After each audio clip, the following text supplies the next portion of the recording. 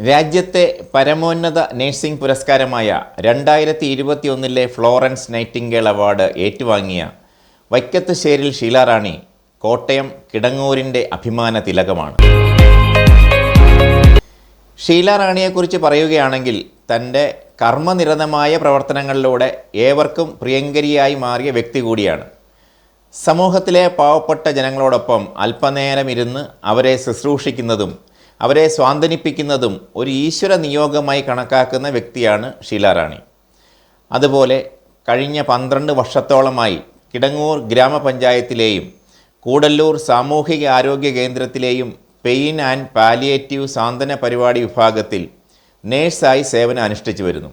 അതുമാത്രമല്ല, കിടങ്ങൂർ PKV വനിതാ ലൈബ്രറിയുടെ സെക്രട്ടറിയായും പ്രവർത്തിക്കുന്ന ഷീല റാണി പാവപ്പെട്ട രോഗികളെ സഹായിക്കുന്നതിനായി പ്രവർത്തിക്കുന്ന സ്വാന്തനം പരിപാടിക്കും നേതൃത്വം നൽകി.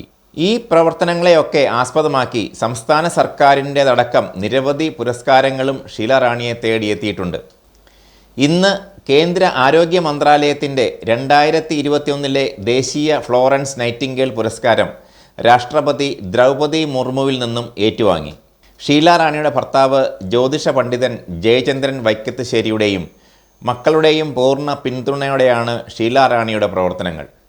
തുടർന്നും സമൂഹത്തിന് മാതൃകയാകുന്ന രീതിയിലുള്ള പ്രവർത്തനങ്ങളുമായി മുന്നോട്ടു പോകാൻ ഷീല റാണിക്ക് സാധിക്കട്ടെ എന്ന് ആശംസിക്കുന്നു.